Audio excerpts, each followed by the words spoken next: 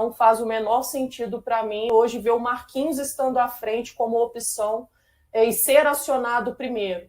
Talvez a gente poderia encontrar meios de colocar o Gabi, ainda que seja numa posição que ele não esteja atuando de uma maneira mais frequente, como um meia e também como um centroavante, mas não faz sentido hoje a gente tê-lo como segunda, terceira opção, embora seja o jogador tecnicamente com maior potencial hoje no banco de reservas.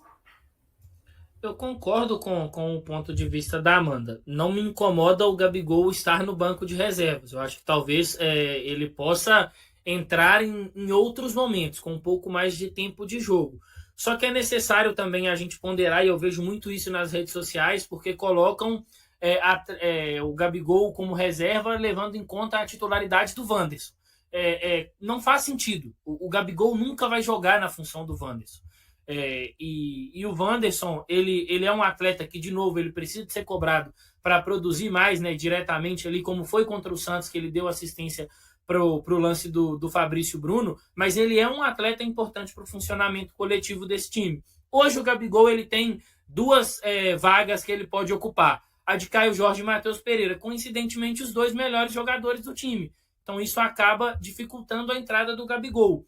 Então não dá para a gente imaginar que o Leonardo Jardim vai sacar o Wanderson para colocar o Gabigol, porque você vai perder, e acho que isso já ficou muito claro dentro da ideia de jogo do Cruzeiro. É um 4-2-3-1, um dos pontas é um jogador mais de cadenciar o jogo, um jogador de fazer esse movimento, de jogar mais por dentro, de ser mais combativo, às vezes sem a bola, que é o caso do Christian, e o outro dos jogadores de lado de campo é um atleta de mais profundidade, de dar amplitude, um atleta de velocidade, que é o caso do Wanderson. O Gabigol ele não atende a nenhuma dessas duas funções, nem a do Christian, nem a do Wanderson. Eu acho que dentro das partidas pode existir ali talvez uma modificação para encaixar mais o Gabigol nesse time e ele ter mais minutos, mas acho que a gente tem que olhar também para a maioria dos confrontos onde o Cruzeiro venceu. E o Gabigol ele não foi, salvo o jogo contra o Flamengo, essencial nesses confrontos. E tem o jogo contra o Juventude, claro, que ele marca 2 gols. Mas é um jogador que tem sua importância, mas o torcedor do Cruzeiro, em algumas vezes, ele parece colocar um pouco o Gabigol acima desse funcionamento coletivo do Cruzeiro, que é algo que o Leonardo Jardim não vai fazer. Quando a gente olha para a melhor versão do Cruzeiro, fica muito claro que ela é sem a presença do Gabigol. E que bom, né? Porque a gente, em um dado momento do ano, imaginava que o Cruzeiro poderia ter uma dependência dele, mas não é assim. Então, dentro do que o Jardim pensa de jogo, para mim já ficou claro, até por mais de uma vez, que o Gabigol no time inicial não funciona tanto. Mas, assim como a Amanda fica incomodada em alguns momentos com a falta de minutos, né? Eu tenho a sensação que, dependendo da circunstância de determinados jogos, o Jardim poderia ter acelerado a entrada do Gabriel Barbosa. E eu até acho que, pensando numa rotação que em algum momento é necessário, pensando em uma mudança ou outra pontual de time, o Gabigol poderia ter começado algum dos últimos jogos, né? Pelo menos um. E aí até já me adiantando, indo bem à frente, tá? Contra o Internacional no fim de semana, eu já penso no Gabigol como titular. Aí é um jogo às vésperas de Copa do Brasil. Não sei se vai ser ideia do Jardim de fazer uma ou outra mudança pontual, mas eu acho muito importante que o Cruzeiro tenha o Gabigol com mais minutos em jogos que ele vai ser mais exigido e tendo a devida confiança para um confronto de Copa do Brasil contra o Atlético Mineiro. Algumas coisas no futebol não podem ser ignoradas, e o Cruzeiro ter o Gabigol bem, mais confiante, quem sabe fazendo aí um grande jogo contra o Internacional, seria interessantíssimo para o Cruzeiro, pensando na Copa do Brasil e até mesmo na sequência da temporada. Mas hoje contra o Mirassol aí já é um outro cenário, né? Um Cruzeiro que não deve começar com o Gabigol, e aí particularmente isso não me incomoda, mas em alguns momentos acho que ele pode entrar um pouco mais forte nessa rotação feita pelo Leonardo Jardim. Afinal de contas, o elenco é curto e o Gabigol claramente é uma das principais opções, ou a principal opção que a gente tem hoje no banco de reservas.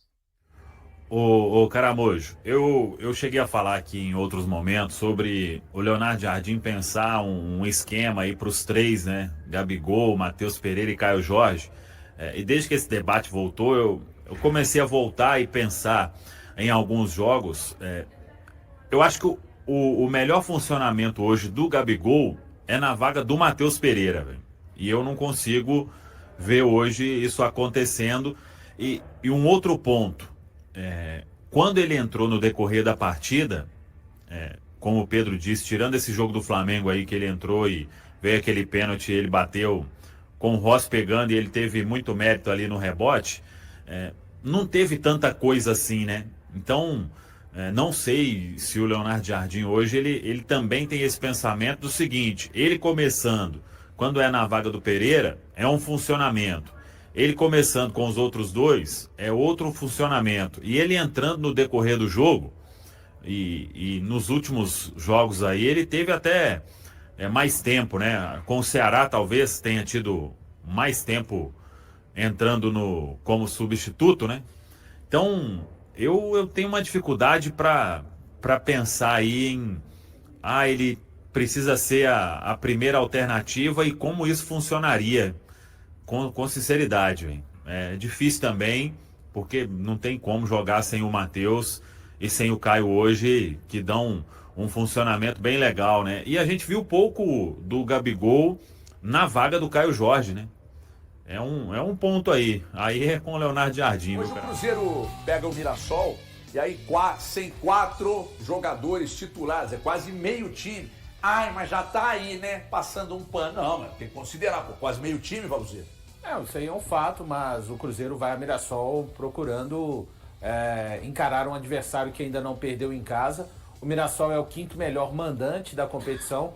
Apenas Flamengo, Bahia e o próprio Mirassol não perderam ainda como mandantes no Campeonato Brasileiro.